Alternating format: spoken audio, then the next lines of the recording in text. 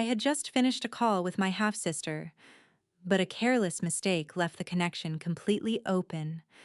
The line stayed live, instead of the worried, weeping tone Isabel used just 2 minutes prior. A sharp, mocking laugh echoed through my phone speaker. The unmistakable clink of ice against crystal followed. Then, Kathleen's voice chimed in. She sounded completely victorious. Those heavy sedatives are working like an absolute charm. The old man actually thinks his brain is turning to mush, Isabel snorted. And the $4,500 keeps rolling in every single month. She has no idea she is paying us to drug her own dad. Just a little longer, sweetie? Kathleen purred. A few more weeks of this dosage, and he will gladly sign over the power of attorney. Then that $1,200,000 estate is entirely ours. My lungs locked up. My fingernails dug so hard into my palm they broke the skin. The initial shock evaporated, replaced instantly by cold, calculated rage. My thumb hovered over the screen. I swiped down and tapped the record button. The timer ticked upward. 1 minute, 2 minutes, 7 minutes. I captured every single syllable of their sickening confession. They thought they were playing a brilliant game. They had no idea they just handed me the hammer to shatter their entire lives. I hit save. The audio file compressed into a tiny icon on my screen, locking away a documented federal crime. I am Michaela, a 29-year-old escrow officer working right here in the brutal heat of Phoenix, Arizona. Every single day of my professional life involves tearing apart fraudulent property claims and hunting down financial parasites. I spot liars before they even pull a chair up to my desk. Yet, the most elaborate scam I had ever encountered was currently operating out of my own childhood living room. For the past 8 months, I had been drowning in a very specific, suffocating kind of grief. My father, Joshua, was fading away.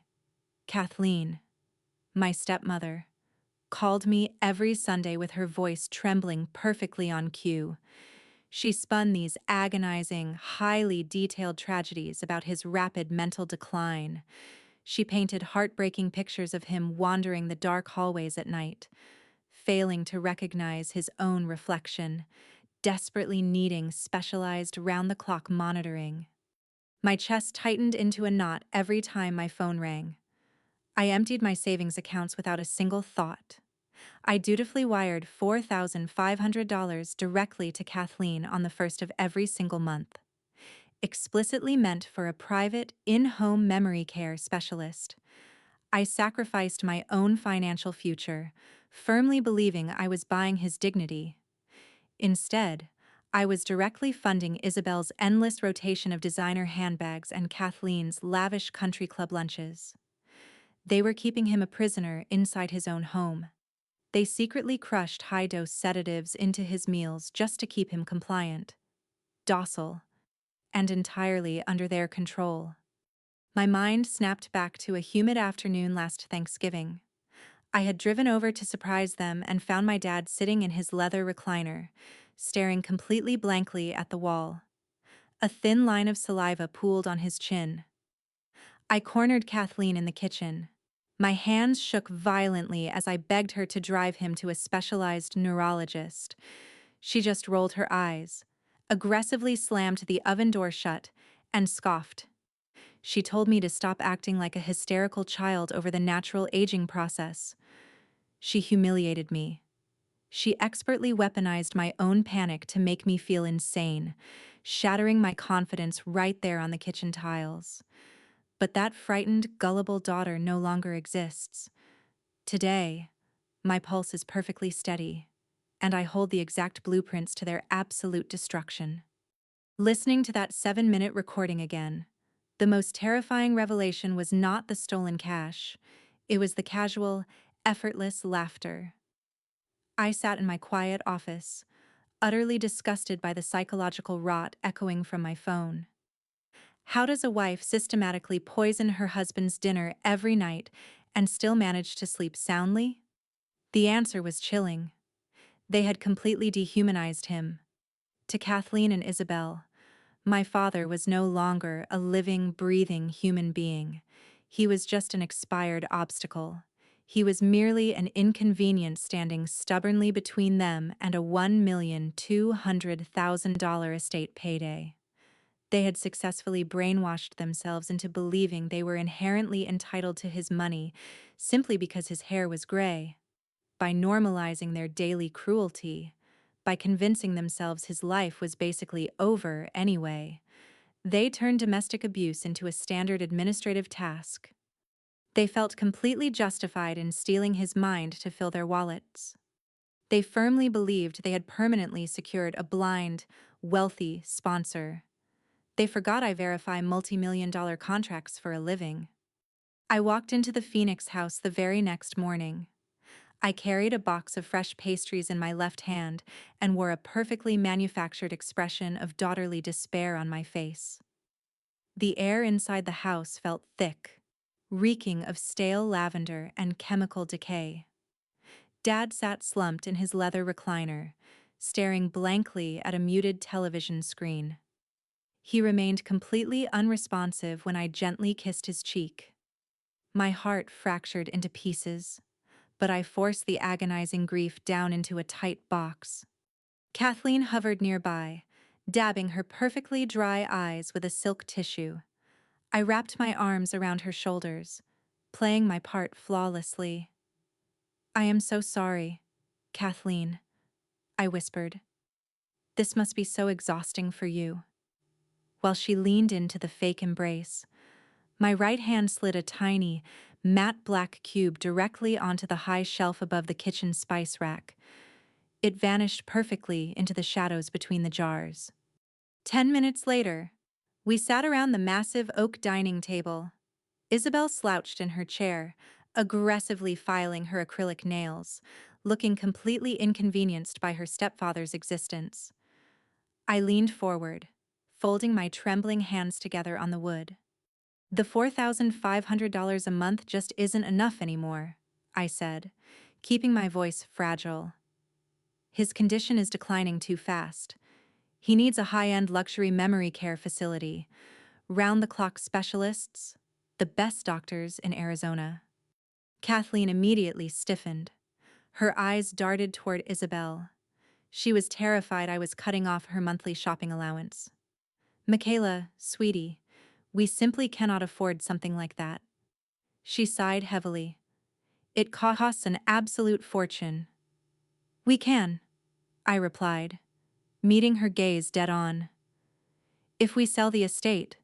Isabel dropped her nail file. The metal clattered sharply against the glass tabletop. "This property is easily worth $1,200,000. I continued smoothly, laying out the bait. "I can fast-track the sale through my escrow firm. No broker fees, no administrative delays. We cash out immediately, secure his luxury care, and you both take the remaining liquid assets for your troubles." Greed is a highly predictable poison. The sheer lust for money flooded across their faces, erasing every trace of their fake mourning. Kathleen's brightly painted lips twitched upward into a greedy, poorly concealed smirk.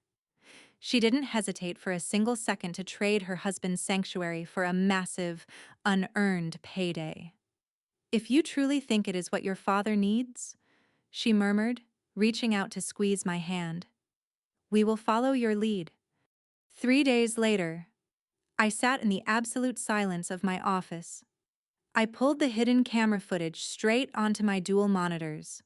One click, and the dark reality flashed across the screen. The high-definition video showed Isabel standing right at the kitchen counter, casually scrolling through her phone. In her right hand, she gripped a heavy stone pestle. She methodically ground 3 massive, white sedative pills into a chalky powder, then shamelessly scraped the dust directly into a steaming bowl of chicken soup. Kathleen stood right next to her, casually sipping a glass of red wine. She nodded approvingly before picking up the poisoned bowl and carrying it straight out to my father. My stomach violently revolted. A wave of pure nausea hit the back of my throat. I gripped the edge of my desk so hard my knuckles turned completely white. The audio recording gave me the motive, but this visual evidence was the absolute kill shot. The trap was completely set. The bait swallowed whole. Now, I just needed to lock the cage. Closing day arrived with a brutal, dry heat outside. But inside Alexander's downtown Phoenix law office, the air conditioning blasted like a meat locker. I sat perfectly still at the edge of the massive glass boardroom table. My pulse beat a slow, steady rhythm against my throat. The heavy oak doors swung open. Kathleen and Isabel marched inside. They walked like they already owned the building. Kathleen wore a crisp, white designer pantsuit bought entirely with my stolen $4,500 monthly transfers. Isabel trailed right behind her, clutching a ridiculous luxury handbag. Looking down her nose at the legal assistants, they guided my father into a leather chair. Joshua looked terrible. His skin held a gray, sunken tint, and his eyes darted around the room in a thick, chemically induced fog. My chest ached seeing him so utterly broken, but I forced the agonizing grief down. Today was not about mourning. Today was an execution.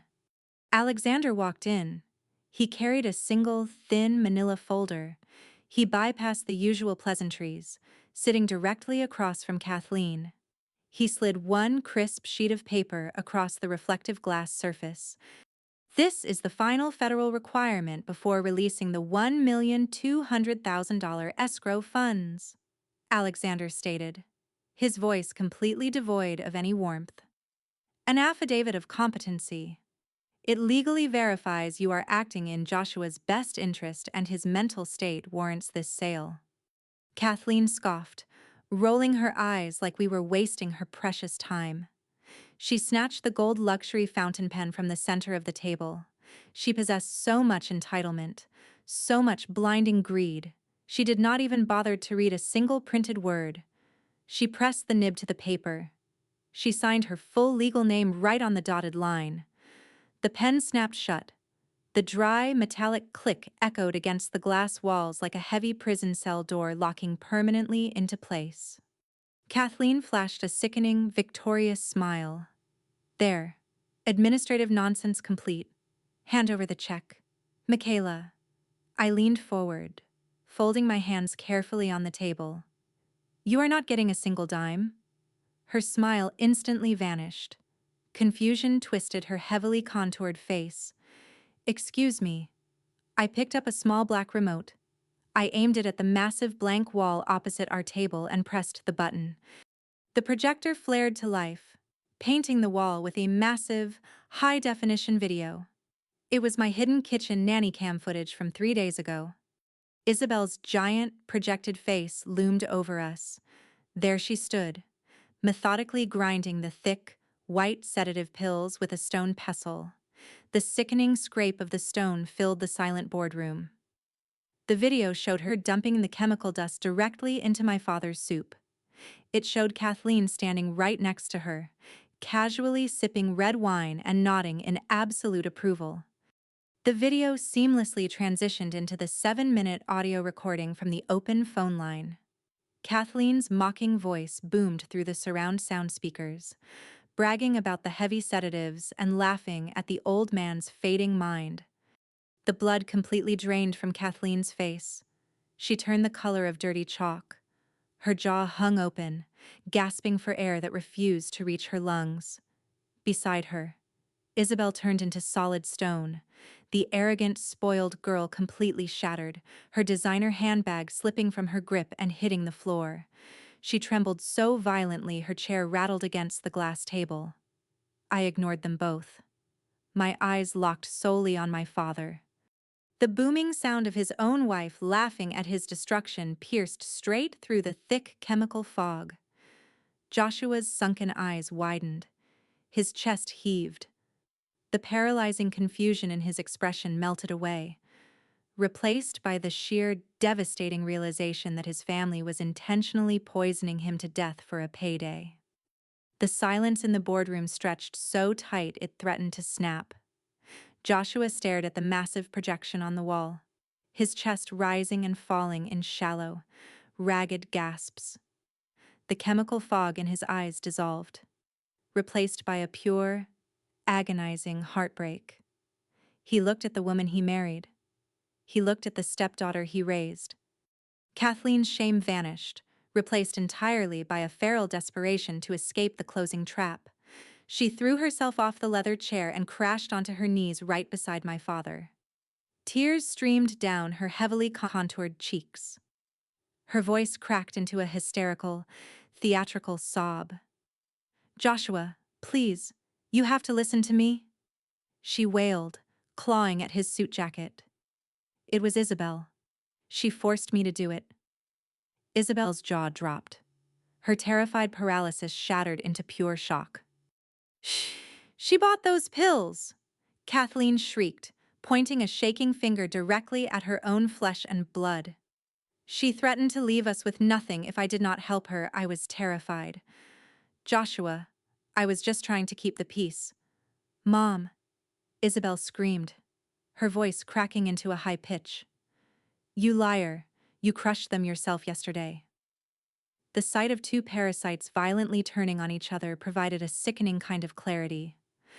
Loyalty does not exist among predators. Kathleen kept sobbing, burying her face into Joshua's lap, loudly begging for his forgiveness. Her performance held a fatal flaw. Her left shoulder dipped slightly. Her eyes darted away from my father's face, glaring sharply at the floor. Her hand was entirely hidden beneath the thick edge of the glass table. The reflection on the glass caught the faint, blue glow of a phone screen resting on her thigh. Her thumb moved in rapid, frantic swipes. She was attempting a final, desperate exit strategy. She was trying to wire the remaining $40,000 from their joint checking account straight into a private offshore fund. She thought her fake tears provided the perfect camouflage. I stood up. My chair scraped loudly against the hardwood floor. "You forgot I track money for a living, Kathleen," I said. My voice cut through her theatrical sobbing like a blade. Her thumb froze mid-swipe. She slowly looked up, the fake tears clinging to her eyelashes. "Hit transfer," I challenged her, gesturing toward her hidden phone. "See what happens." She scrambled, bringing the phone up, jamming her thumb against the screen. A bright red error message flashed across the glass. "Transaction denied. Account frozen." "Alexander locked those accounts 24 hours ago," I told her, watching the absolute panic finally swallow her alive. "You do not have a single dime left to your name." Alexander nodded toward the heavy oak doors. They swung open instantly. Two uniformed Phoenix police officers stepped into the freezing air of the boardroom. We bypassed every single tedious administrative delay. I handed them the flash drive containing the nanny cam footage and the 7-minute audio confession. "Kathleen and Isabel," the lead officer said, pulling the metal cuffs from his belt. "You are both under arrest for felony elder abuse and wire fraud." Kathleen finally dropped the act. The color drained from her skin.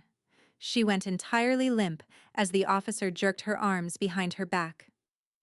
Isabel collapsed onto the floor, screaming and kicking, ruining her designer outfit as they dragged her out of the room.